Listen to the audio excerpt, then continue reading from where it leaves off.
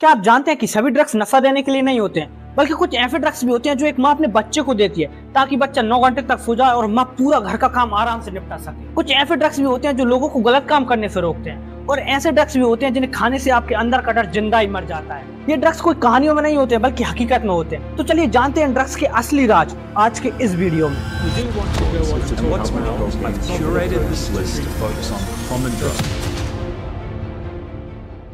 Drugs सिर्फ गांजा, cocaine, चरस या हेरोइन नहीं होता है, बल्कि मेडिकल वर्ल्ड में ड्रग्स का मतलब होता है ऐसे सब्सटेंस जिन्हें खाने से आपके बॉडी और ब्रेन के फंक्शन में बदलाव हो जाता है। डॉक्टर्स के लिखे हुए एंटी डिप्रेसेंट्स भी ड्रग्स होते हैं, एंटी एंजाइटी पिल्स भी ड्रग्स होते हैं, लेकिन इनके कुछ हसीन और अंधेरे भरे पहलू होते हैं। 1950 से 1970 के दशक के बीच रूरल इंडिया, खासकर राजस्थान जैसे एरिया में एक अजीब और खतरनाक ट्रिक यूज की जाती थी। जब माँ घर का काम करती थी तो बच्चे बार बार रोकर परेशान करते थे। तब माँ एक देसी नुस्खा यूज करती थी जिसमें वो दूध में अफीम मिलाकर बच्चे को पिला देती थी, जिससे बच्चे 8-9 घंटे तक चुपचाप गहरी नींद में सो जाते थे और माँ अपने घर का काम आराम से निपटा लेती थी। तब उस माँ को लगता था कि एक समझदारी भरा तरीका है। तब उस माँ को नहीं पता था कि ऐसा करने से उसके बच्चे का ब्रेन का डेवलपमेंट स्लो हो रहा है, और जैसे जैसे बच्चा बड़ा होता है वो अफीम का एडिक्ट हो जाता है और कभी कभी कोमा जैसी कंडीशन भी बन जाती थी। तब ना वो माँ बुरी थी और ना वो बच्चा, पर सिस्टम, समय और समाज ऐसा था कि नशा कब दवा बन गया और दवा कब नशा, किसी को पता ही नहीं चला। पर हर ड्रग्स बुरा नहीं होता, जैसे कि इम्पल्स कंट्रोल ड्रग्स। कुछ ऐसे लोग होते हैं जिनकी लाइफ में गलत हैबिट्स ऐड हो जाती हैं और वो उन्हें चाहकर भी नहीं छोड़ पाते, जैसे कि चोरी करना, सेक्स एडिक्शन या फिर वायलेंट बिहेवियर।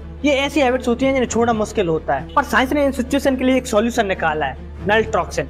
ये एक ऐसी दवा होती है जो आपके ब्रेन के रिवार्ड सेंटर को ब्लॉक कर देती है। इस दुनिया में किसी को भी गलत काम करने में अच्छा नहीं लगता, लेकिन जो गलत काम करने से जो फील आता है वो सबको अच्छा लगता है, और नलट्रॉक्सिन इसी फील गुड रिस्पॉन्स को रोक देता है। यानी जब आप कोई गलत काम करते हो तब आपको उसमें मजा नहीं आता और आप उस काम से बोर होने लगते हो। इसके अलावा एक और ड्रग्स है जो आपको बिल्कुल पपेट बना देता है, इसका नाम है स्कोपोलामाइन। इसे लोग ज़ॉम्बी ड्रग के नाम से भी जानते हैं। ये कोलंबिया जैसी कंट्रीज में काफी पॉपुलर है। इसे लेने के बाद आप होश में तो होते हो, लेकिन आपका कंट्रोल किसी और के पास होता है। आप सब कुछ करते हो, अपने एटीएम का पिन बताते हो, अपने घर का दरवाजा भी खोल देते हो, यहाँ तक कि अपने प्रॉपर्टी के पेपर्स पर साइन भी कर देते हो बिना किसी रेजिस्टेंस के, और सब कुछ ऐसे करते हो जैसे आपकी मर्जी से हो रहा हो। और जब ड्रग्स का इफेक्ट कम होता है तो आपको कुछ भी याद नहीं रहता कि कैसे और क्या हुआ था।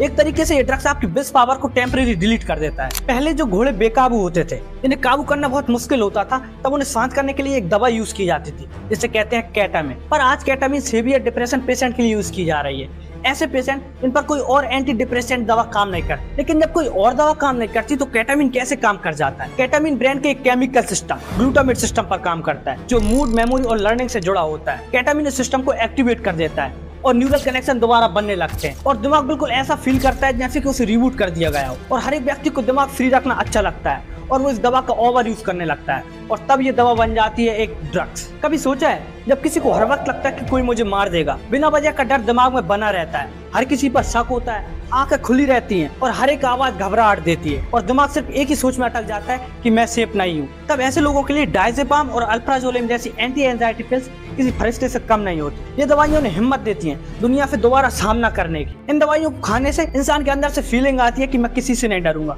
और मैं सब कुछ कर सकता हूँ। पर कहानी यही खत्म नहीं होती। जब इन दवाइयों का ज्यादा देर तक यूज किया जाता है या बिना किसी कंट्रोल के यूज किया जाता है तो ये दवा ड्रग्स बन जाती है, और आपका दिमाग सिर्फ तभी शांत रहता है जब ये दवा आपके पास होती है। दोस्तों, हर ड्रग बुरा नहीं होता, लेकिन हर दवा भी सेफ नहीं होती। एक ऐसी दवाई जिसे स्मार्ट ड्रग कहा जाता है। शुरुआत में लगता है कि अगर ज्यादा पैसा कमाना है तो ज्यादा काम करना पड़ेगा, और ज्यादा काम करने के लिए ज्यादा फोकस चाहिए, और अगर नींद दिमाग की राह में रुकावट है तो उसे हटा दो, और तब आता है एक शॉर्टकट मोडाफिनिल। ये एक ऐसी स्मार्ट ड्रग होती है जो आपके दिमाग को रेजर शार्प बना देती है। मोडाफिनिल लेने से आपकी नींद बिल्कुल गायब हो जाती है और ब्रेन फुल्ली अलर्ट हो जाता है और प्रोडक्टिविटी हाई हो जाती है। स्टूडेंट्स, कोडर्स और ट्रेडर्स इसे एक परफॉर्मेंस बूस्टर समझते हैं, लेकिन जैसे जैसे इसका यूज बढ़ता है तो बॉडी और ब्रेन अपना नेचुरल बैलेंस खो देते हैं और बिना इस दवा के काम करना मुश्किल हो जाता है। दवा और जहर में सिर्फ 2 शब्दों का अंतर होता है, नियत और ज्ञान का। एक माँ ने अपने बच्चों को सुला दिया, लेकिन उसके ब्रेन का क्या? एक आदमी ने अपने डर को खत्म कर दिया, लेकिन उसकी सेंसिटिविटी का क्या? एक स्टूडेंट ने मोडाफिनिल लेकर 10-10 घंटे पढ़ाई की,